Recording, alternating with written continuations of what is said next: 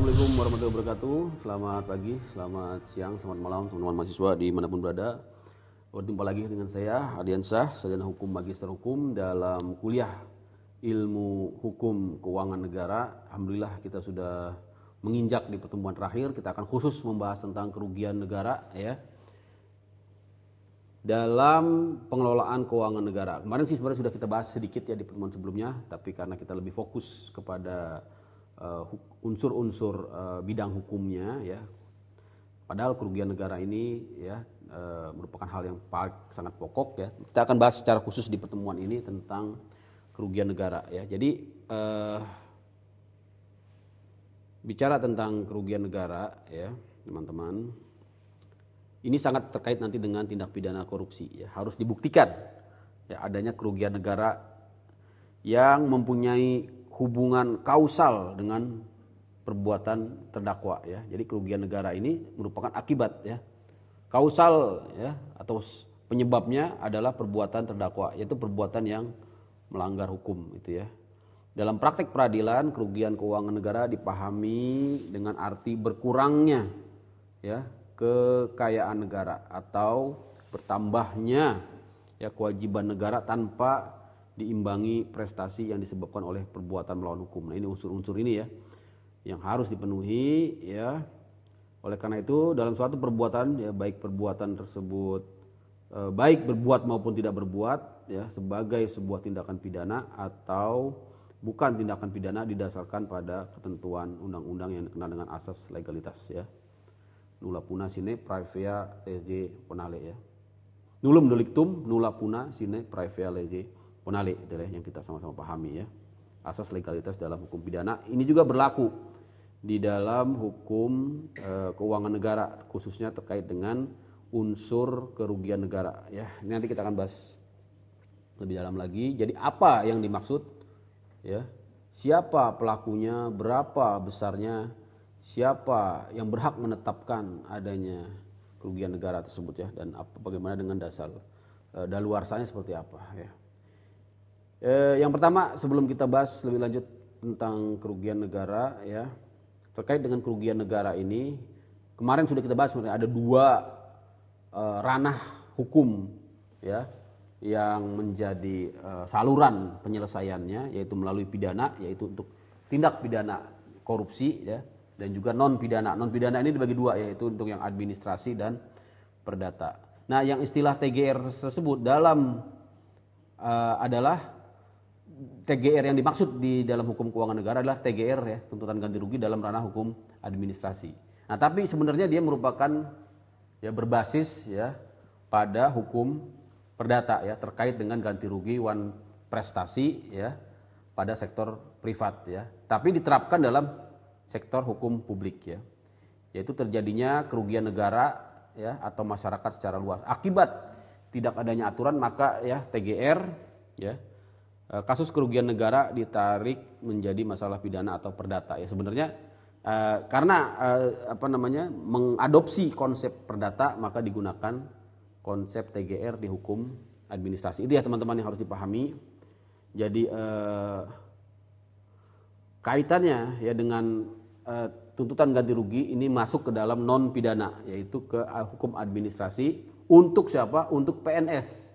Ya, jadi tuntutan ganti rugi secara administrasi, secara hukum administrasi negara adalah untuk pegawai negeri sipil ya, atau sekarang ASN ya, aparatur sipil negara. Terkadang terkait dengan yang non ASN ya, itu masuk ke ranah hukum perdata, tuntutan ganti rugi secara perdata untuk non ASN ya atau PNS. Untuk PNS sendiri terbagi menjadi dua, yaitu yang PNS sebagai bendahara dan PNS sebagai non bendahara. Nah, khusus untuk bendahara tersebut ya, kerugian bendahara diatur secara khusus dalam pertanggungjawaban keuangan oleh BPK ya. Itu ya teman-teman ya.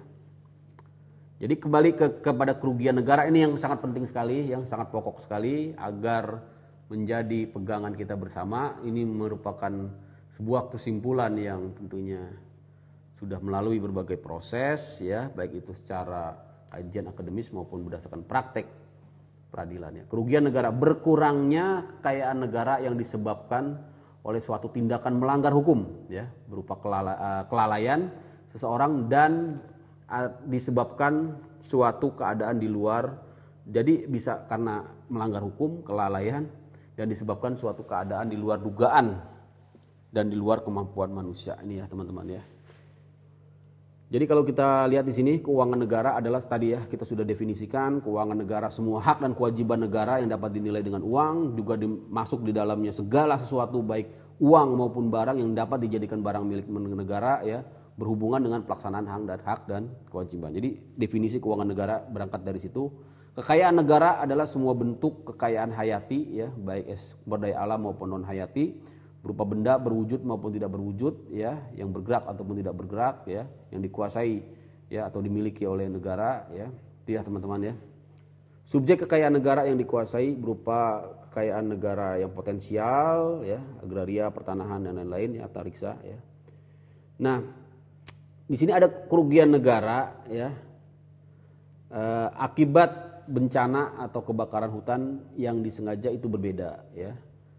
Sehingga menjadi perdebatan misalnya masalah Lapindo, tentunya harus dilihat ya, apakah itu masuk ke dalam kerugian negara yang dapat dituntut terhadap hukum keuangan negara. Tentunya berbeda ya, berbeda konteksnya. Ini adalah konteks dalam pengelolaan keuangan negara. Tadi kita bicara kerugian negara secara luas ya. Nah, untuk rezim hukum keuangan negara kita tidak gunakan istilah kerugian negara itu ya.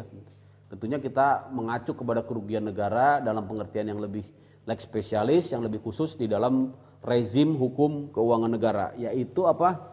Kata kuncinya ini ya, berkurangnya kekayaan negara secara real ya, bukan potensil. Kalau masih potensil itu belum dapat ya, tidak dapat dimasukkan ke dalam unsur kerugian negara dalam rezim keuangan negara. Maka untuk menerapkan ya sanksi ya, baik itu pidana, administrasi ya maupun perdata di dalam rezim hukum keuangan negara, tentunya definisi kerugian negaranya yang harus menggunakan definisi yang ada dalam rezim keuangan negara, yaitu berkurangnya kekayaan negara real, bukan potensial. Contohnya apa?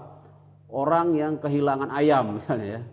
Nah, apakah nilai ayamnya saja? Tentunya hanya apakah juga dihitung sampai potensi telur ya, anak ayam nanti dia ya 1 bulan bisa menghasilkan ya 20 ekor anak misalnya ya, nanti dikalikan ya potensi usia ayam itu. Tentunya tidak seperti itu ya. Jadi harus real ya. Yang pertama, tuntutan ganti rugi atas dasar hukum publik ya. Kita mengenal yang namanya hukum administrasi ya, bersifat administratif. Di sini sebatas penggantian saja. Jadi yang perlu dipahami, tuntutan ganti rugi dalam hukum administrasi atau hukum keuangan negara ini sebatas penggantian ya. Nah, saat ini sudah ada lembaganya seperti misalnya di bidang perpajakan ya, dengan menyelesaikan administrasi pajak ya. Nah, untuk selain itu juga tuntutan ganti rugi juga berdasarkan keputusan pengadilan ya. Nah, untuk tuntutan ganti rugi ini sebenarnya ide dasarnya tadi sudah saya jelaskan berasal dari hukum perdata ya, pasal 1365 BW ya. Nah, kemudian diadopsi ya, diimplementasikan di dalam tuntutan ganti rugi di Undang-Undang Perbendaharaan Negara, terutama di pasal 59 ya, Undang-Undang Nomor 1 tahun 2004. Setiap kerugian negara atau daerah yang disebabkan oleh tindakan melanggar hukum atau kelalaian seorang harus diselesaikan sesuai dengan ketentuan undang-undang yang berlaku gitu ya.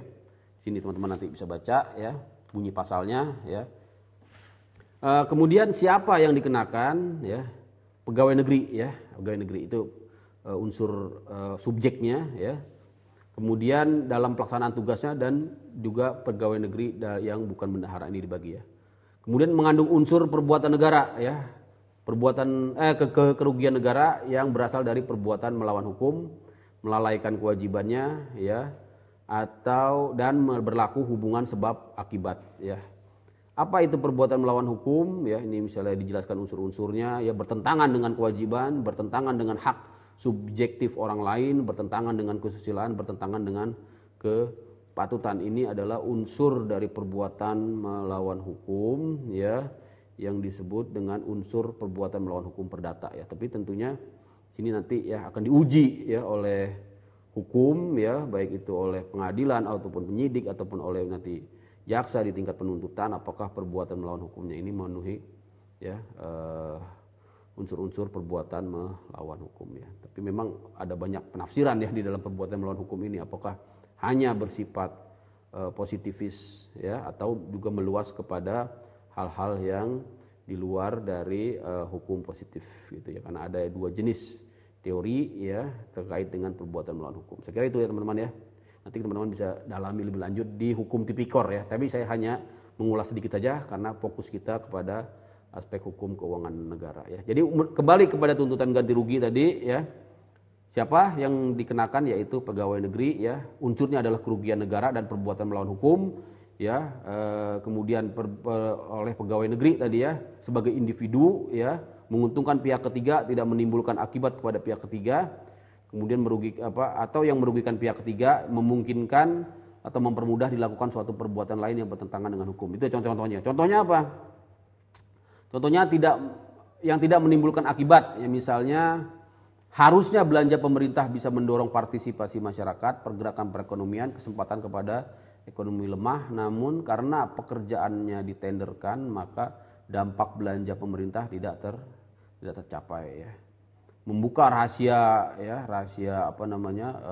spesifikasi ya sehingga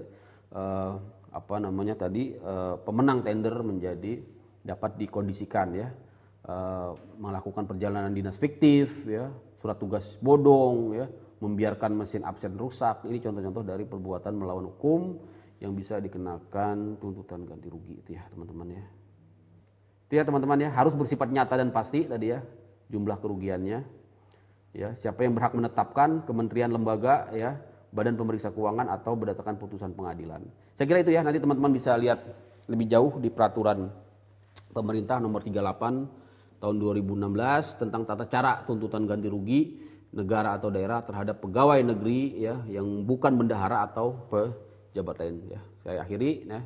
Intinya dari hukum keuangan negara ini kita dapat mengambil satu kesimpulan besar ya bahwa uang negara ini bukan dikuasai oleh ya menteri, bukan dimiliki oleh menteri, bukan dikuasai oleh presiden, bukan dikuasai oleh ya bupati, ya bendahara ya, tapi dia adalah milik rakyat dan harus direncanakan ya mulai dari perencanaannya, penyusunannya, pengelolaannya sampai pertanggungjawabannya ya benar-benar harus dijaga ya karena ya ini merupakan milik rakyat, wujud dari kedaulatan ya negara ya.